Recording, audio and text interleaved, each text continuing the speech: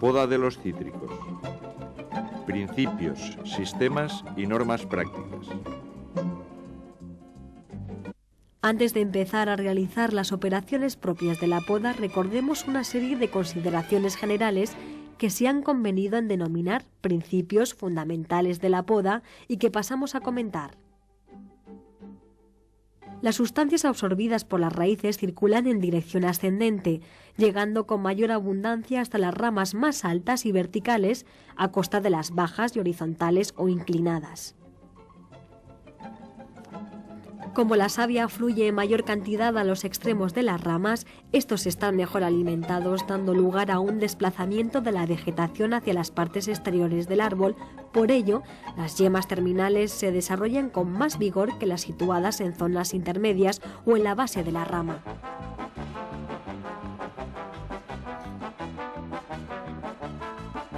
Los brotes nacidos de ramas podadas cortas son más vigorosos que los que nacen en ramas podadas largas.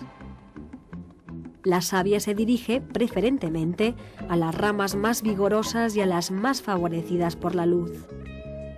Esta mayor afluencia de savia es consecuencia de que la transpiración y la fotosíntesis se desarrollan con más intensidad en estas partes del árbol, provocando una llamada de savia. Los obstáculos que dificultan la circulación de la savia dan lugar a un adelanto y aumento de la fructificación. En este principio se basan casi todas las técnicas de poda utilizadas para incrementar la fructificación. Arqueado de ramas, rayados,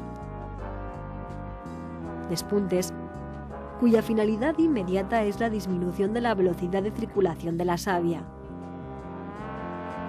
Una buena iluminación y aireación, así como una suficiente alimentación, son condiciones necesarias para la formación de botones florales.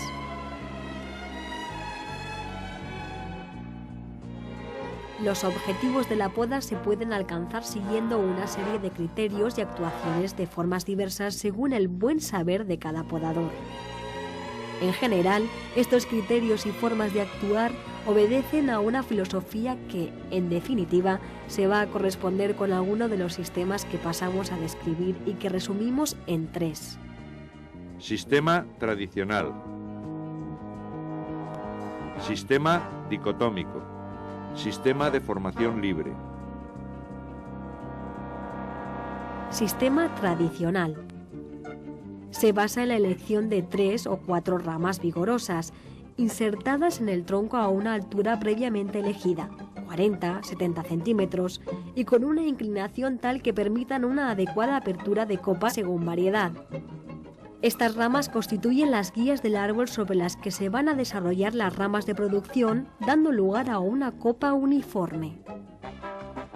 Una vez llegada a la edad adulta, la poda se limitará a eliminar chupones, ramas agotadas que se entrecruzan y ramas rotas por el peso de la fruta o al efectuar la recolección.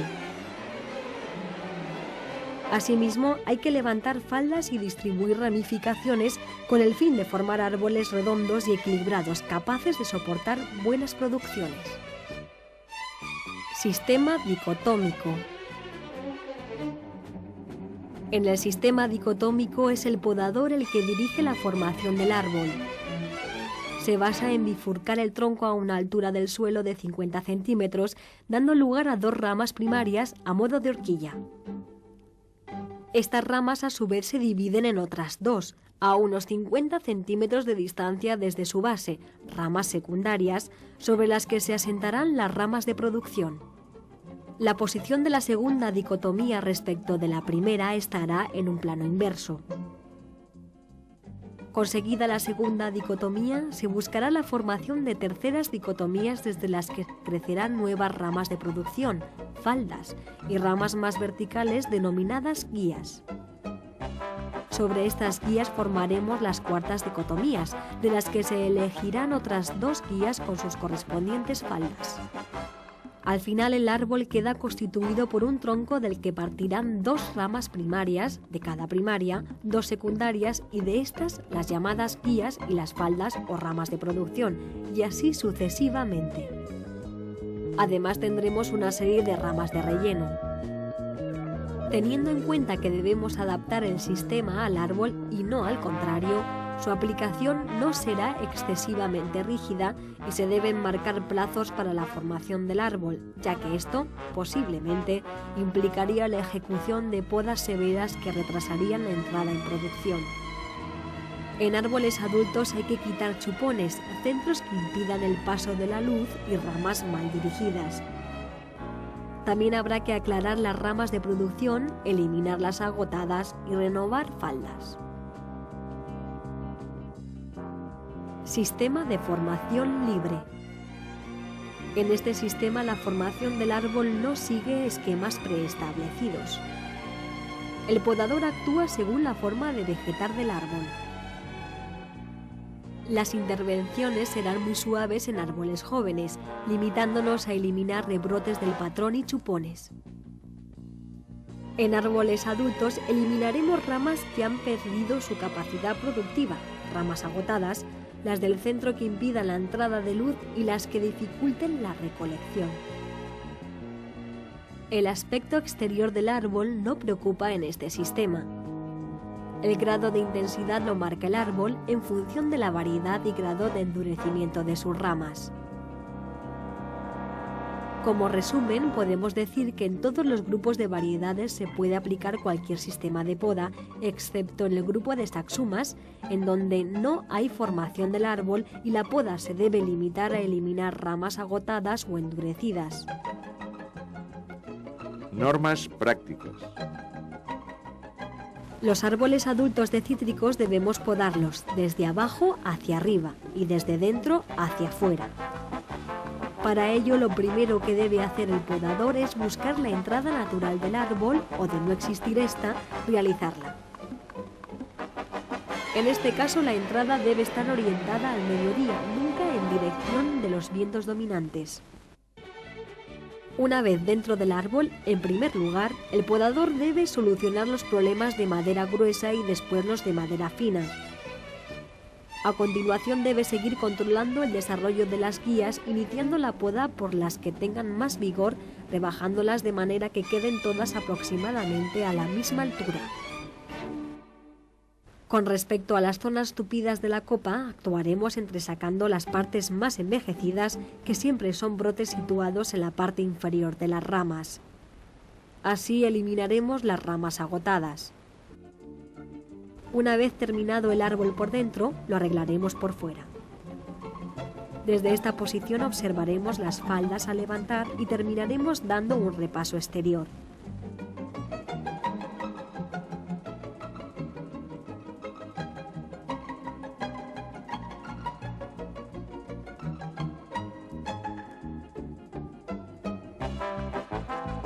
Como resumen de este apartado, reseñamos las siguientes observaciones de tipo eminentemente práctico. Para una mejor ejecución de los cortes, las tijeras deben colocarse de modo que la hoja esté del lado de lo que va a quedar y el gavilán al lado de lo que se va a quitar.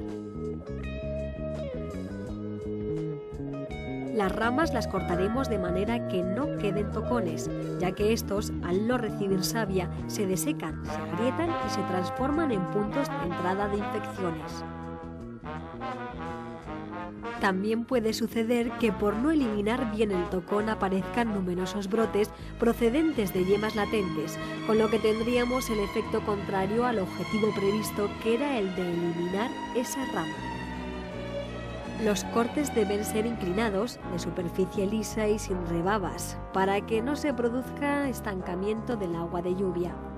En muchos huertos viejos, esta es la causa de la madera afectada de caries.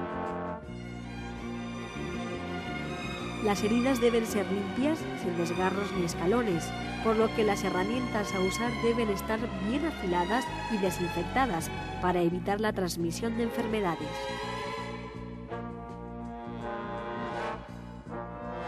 Evitaremos heridas de gran diámetro, magullamientos o separación de corteza, ya que en estos casos se produciría un proceso de cicatrización anormal.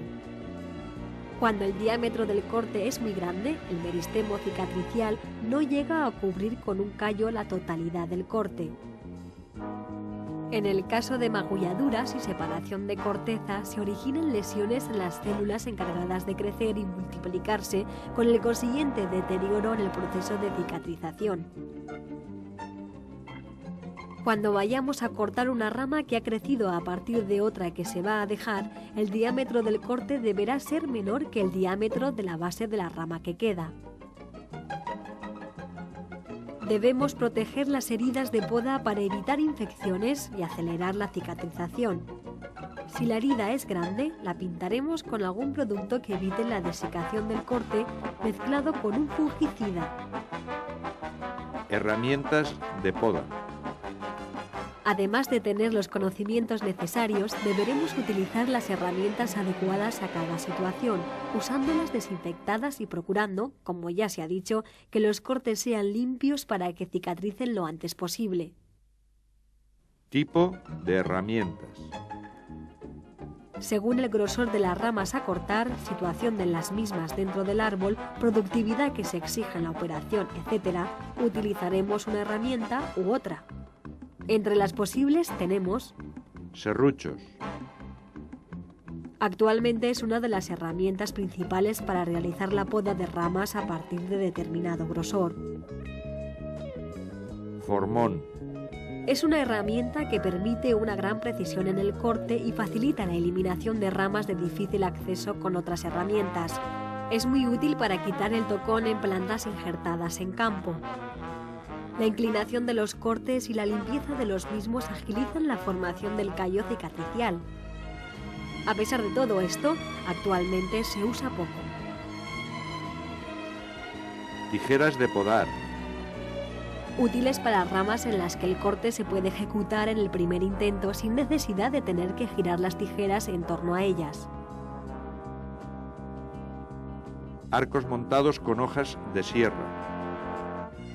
Los hay con hojas de diferentes formas según se trate de cortar madera verde o seca. Son aconsejables los que terminan en punta, por la mayor facilidad de introducirlos entre ramas. Su uso se ve dificultado en casos de ramas situadas en posiciones de difícil acceso. Motosierras. De interés para cortar ramas gruesas con poco esfuerzo y por el rendimiento que con ellas se consigue. Recordemos que cualquier herramienta de poda para ejecutar cortes limpios debe estar bien afilada y prestaremos un adecuado mantenimiento a aquellas que lo necesiten. Limpieza, ajuste, lubricado. Otro aspecto a tener en cuenta es el de la desinfección, pues, mediante la poda, podemos extender enfermedades producidas por determinados virus si no se toman las debidas precauciones. Un método efectivo y al alcance de todos es el de desinfectar con lejía diluida en agua, 1 parte de lejía y 5 de agua.